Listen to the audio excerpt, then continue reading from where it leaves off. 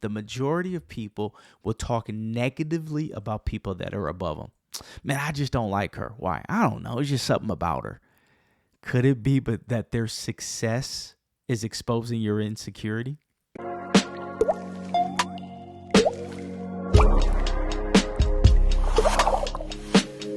Have you had your daily drip? Welcome back to the Daily Drip Podcast, where we create kingdom content that builds community. I'm your host, Aaron Levy, and we gonna squeeze them scripts for that daily drip. Hey, last week we talked about a faithful fool. We're coming to the end of Ecclesiastes, and today we're talking about a king. A king is somebody that's at the height of their purpose. So not necessarily you being president or you being CEO, but you being the best dad or the best mom or the best entrepreneur in your craft. So we're going to talk about kingship today, or queenship. And what is DRIP? It stands for Devotional Reading for Insight and Practice. We're going to squeeze the script for that daily drip. Today, we are in Ecclesiastes. We're going to end chapter 10. We're going to start at verse 16, and we're going to get a little bit in chapter 11. Let's go. Woe to you, O land, when your king is a child, and your princes feast in the morning. Happy are you, O land, when your king is the son of nobility, and your princes feast at the proper time, for strength, not for drunkenness.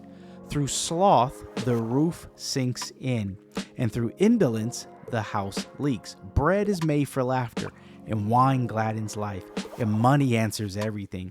Even in your thoughts, do not curse the king, nor in your bedroom curse the rich. For a bird of the air will carry your voice, or some winged creature tell the matter. Let's talk about it. We're going to continue a little bit in chapter 11, but let's talk about what we had so far. Let's squeeze a little bit because it's saying that woe to the land. So not just woe to the person. So the consequences of a leader being bad is not just for them.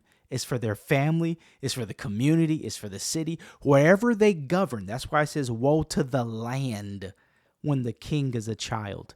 So that's crazy because it's saying that like, a lot of us, we want more responsibility, we want leadership, we want influence, but can we handle the weight of our decisions having consequences not just for us, but the whole land? Woe to the land when your king is a child and your princes feast in the morning. What does that mean? I'm just starting my day trying to feast, not thinking about work, not thinking about others, just feeding myself. So that's what it is. So the land is done poorly because the king, the leader, who's supposed to be thinking about the land, is only thinking about himself. Look at the other ones. Happy are you, O land, or O province, O community, O city, O family, when your king is the son of nobility and feasts at the proper time. So it's okay to feast for strength, not for drunkenness. So drunkenness could just be intoxication of the mind. So I'm intoxicated by all the resources that I have and getting drunk off of those. Or I'm going to feast at the proper time for strength because I'm working hard.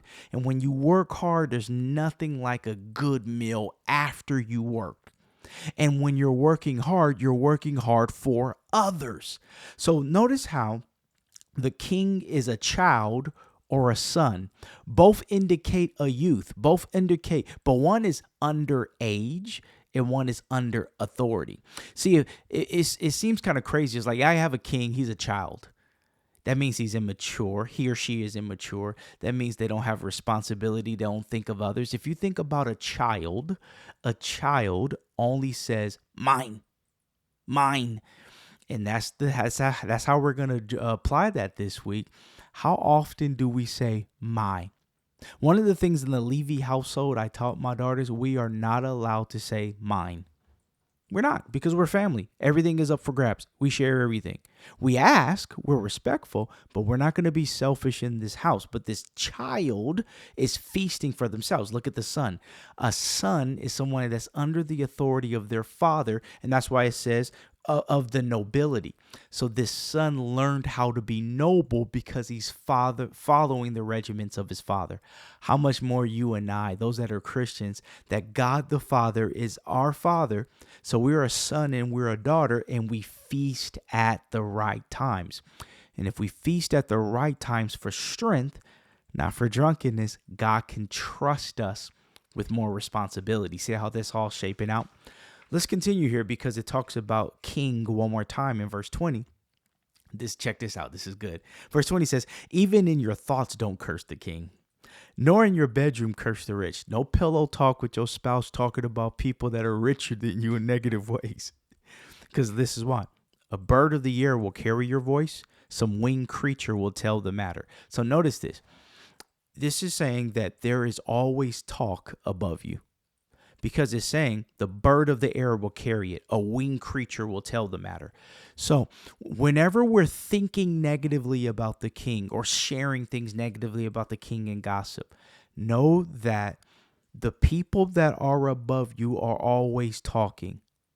And that they have more of an aerial view of what's going on. And they have access to people that you don't know that they have access to. So we want to be mindful not only about not talking negatively about our leaders, but not allowing people around us to talk negatively about our leaders. One of the things I love about my wife, Erica, she could talk negatively about me, but she ain't gonna let nobody else talk negatively about me. She goes hard for me, right? Because I'm her king. But at the same token, we love each other, and we got to have people that love us but aren't impressed by us. So she can have tough conversation with me, but she doesn't have to gossip because she could talk directly to me about it. But she better not hear nobody talking about me about it because she going to go after you. No, I'm just kidding. Kind of. But that's the whole thing about it is don't curse the king. It's very tempting to. And the majority of people do that. The majority of people will talk negatively about people that are above them. Man, I just don't like her. Why? I don't know. It's just something about her. Could it be but that their success is exposing your insecurity? I don't know. Right? But so we just want to be mindful of not talking negatively. But we have an opportunity to be a king or a queen in our own right. Let's kind of look at chapter 11, a couple of verses here, and see an example of how we can be the example that God wants us to be. Verse 1, cast your bread upon the waters, for you will find it after many days. Give a portion to 7 or even 8. For you know not what disaster may happen on earth. If the clouds are full of rain, they empty themselves on the earth.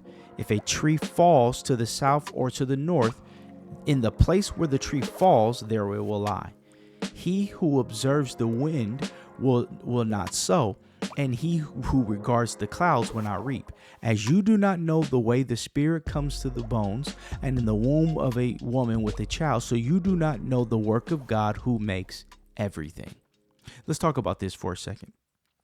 When it's saying cast your bread upon the waters, notice how earlier when it talked about a king feasting in the morning, that's not somebody casting their bread think about somebody casting bread on the waters. With the bread, think about resource or money. If I cast it on the waters, I'm just letting the waves take it to wherever they need to take it to. That is a picture of us being generous and not being controlling of where it goes. We're just going to live a generous life. Remember the foolish king in the beginning, he's just feasting for himself in the morning. But this is how we can be an example of a king or a queen in our life.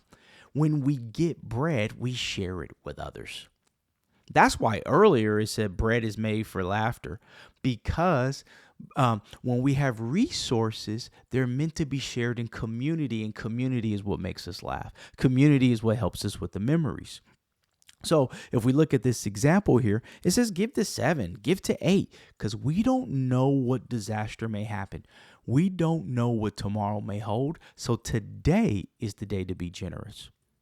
You know what makes somebody a king, a queen? Not their title, more their temperament. Not their title, more of their impact and influence and inspiration on your life. Because you'll look to them, and how we look to people that are generous. So that's how we're going to practice that this week. How often do we consider others when we get bread? I'm thinking about somebody at a casino. They won $12,000, and then they hit a lot. They had a jackpot, $12,000. Everybody's going crazy, yeah!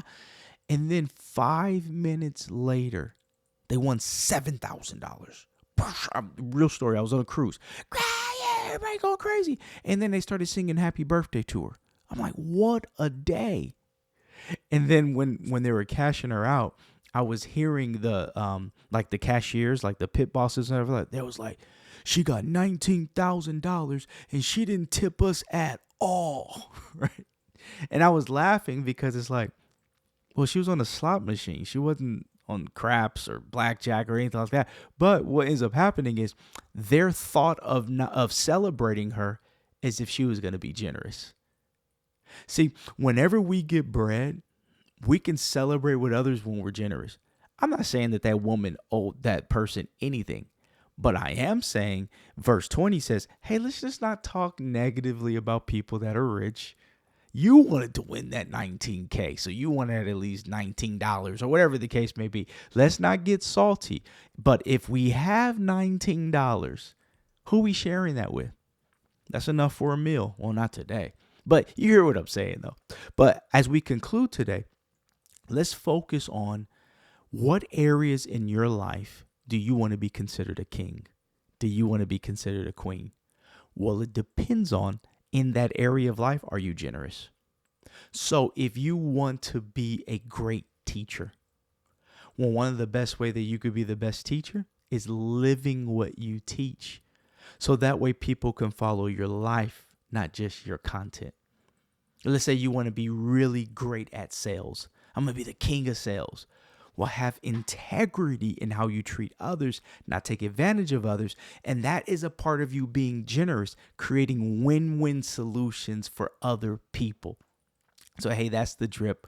What we're going to focus on this week is generosity. What if we prayed every morning, God, you're my king. Will you direct me to be a blessing to others today?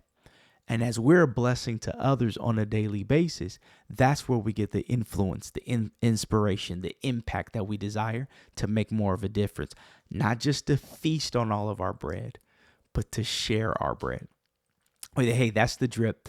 Thanks for staying to the end. If this podcast is a blessing to you, why don't you share it with somebody? Why don't you leave a comment? And if you have started getting in the scriptures because of it, I would love to know. That's what I'm praying for. Stay dripping, my friends.